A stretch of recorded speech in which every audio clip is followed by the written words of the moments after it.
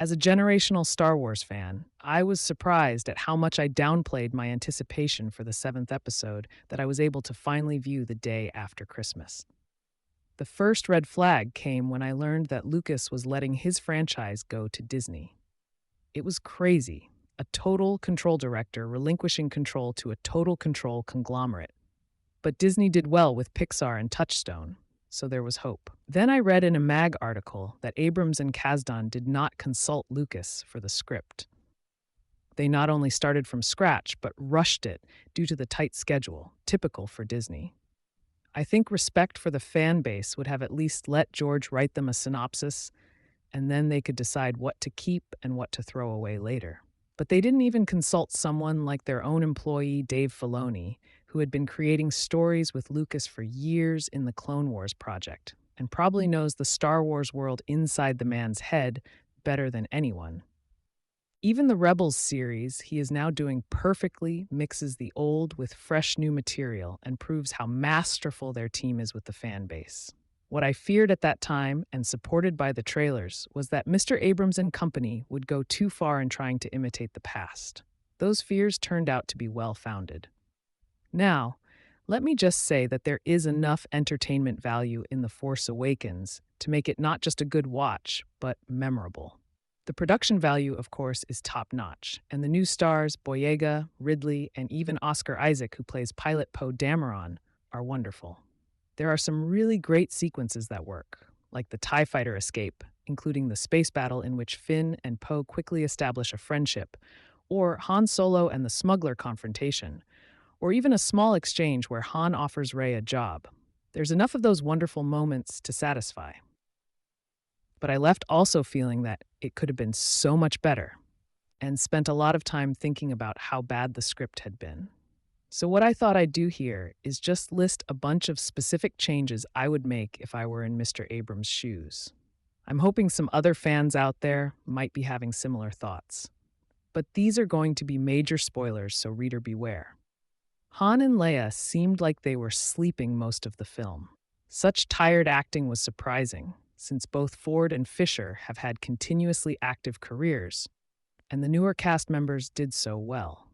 Could Abrams have been intimidated so much by his childhood icons that he could not get the chemistry going? I mean, if Han is still galloping across the galaxy on dangerous smuggling operations, he should still have the same cocky attitude his character showed as a young man, just maybe a bit grumpier. If Leia is commanding soldiers, should she not be showing more passion? The few moments of emotion she was allowed to show were horribly forced. I personally would not even have been that ambitious with their roles to begin with. I can imagine Han Solo becoming a collector and trader of vintage space vessels on some remote outpost. I can imagine Leia as a prominent senator in the New Republic, where such subdued acting would fit better. Mark Hamill's one shot was pulled off quite well, but did they really need Rey to meet him face to face at the end of Episode 7, rather than at the beginning of Episode 8? The first meeting of master and apprentice in any film, not just Luke and Yoda in Empire Strikes Back, is a critical story piece that is now rendered impossible in the next film. I would have had Rey travel to the island with a shot of Luke in meditation, sensing her presence, and taking some action, indicating he'd been waiting for something for a long time. The little nods to A New Hope were cute, but should have been more subtle. The Millennium Falcon was featured in all 3 of the original trilogy films, but only in A New Hope did anyone play hologram chess. Even George Lucas knew you only do that once, and it became one of many signature scenes for which that first film is remembered. Replaying it for fun in this film only diminishes that memory. The same can be said for the trash compactor reference, the Kessel Run banter, and Han's "you changed your hair" quip to Leia. You only do this kind of thing when it makes sense to the story, like the use of the old targeting computer images when Finn needs to use the Falcon's guns. J.J. Abrams seems to agree with the very wrong Hollywood notion that if you want to make something better, just make it bigger. He really lost me in his Star Trek reboot when he decided to blow up the entire planet of Vulcan, one of the most entrenched alien civilizations of that world. When the Empire destroys Alderaan in A New Hope, it is one of the most emotionally poignant moments because it is Leia's own homeworld being destroyed before her own eyes. In this film, they blow up 5 Republic planets in one stroke without any emotional impact at all.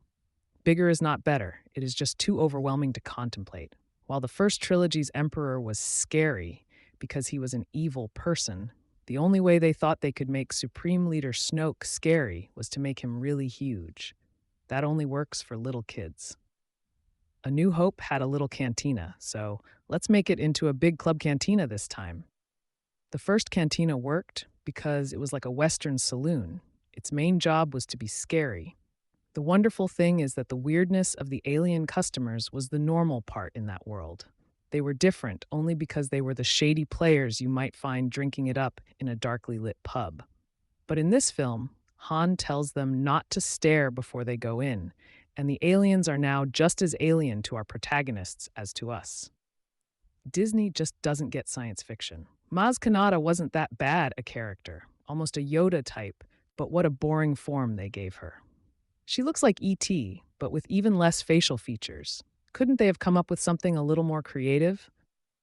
Staying with Maz's place, the minute they walk in, some random character makes a phone call to the First Order, and another one calls the Resistance. We know nothing about these characters either before or after those calls. What a lost opportunity for some real story to be inserted. At least wait until we get some time to absorb the environment before upping the plot tension. Such storytelling basics. Darth Vader wore a mask primarily because he had to in order to breathe, which gave a good excuse for the now iconic look and sound. Kylo Ren wore a mask because he wanted to be like Darth Vader? Already that sounds quite weak for a villain, and then he takes it off all the time, which diminishes even the mask mystique.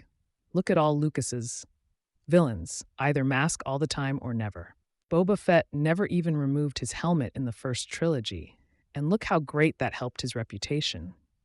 It just works better for bad guys not to change their look unless they change their character. Maybe if his face had been more disfigured, we would forgive the mask wearing outside of battle. But Disney likes their people looking good on camera, I guess.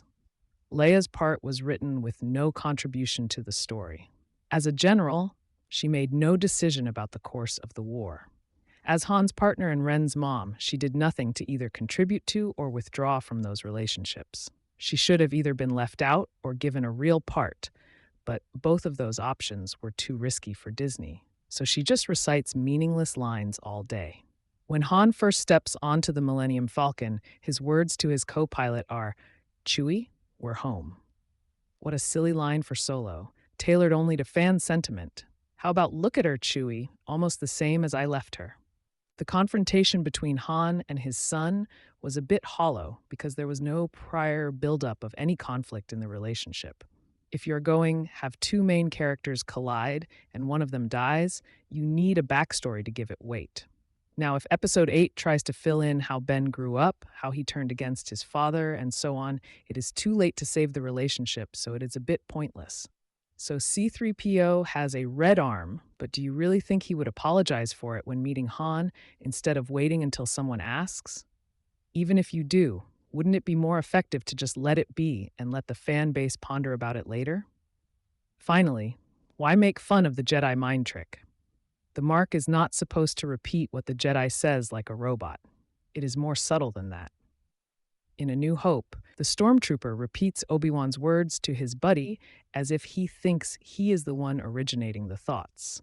And it is easy in that case because there is no consequence for that slip, while letting a prisoner out of a cell will cost a stormtrooper his life. That would be hard for a mind trick to overcome. Is it surprising that George Lucas understands the rules of his fantasy world better than other people do? I could keep going, but that is enough to make the point. It is one thing to leave audiences wondering about the who, what, and why of various elements in the story. But while everyone is trying to do just that, why can't we call Disney to account for their bad script writing? They need to know that if they wanted to get it right, the trick was to give the creators time and freedom, something Disney hates to be liberal with. Just throwing money at it doesn't work. Let's hope they learn something on the next time around.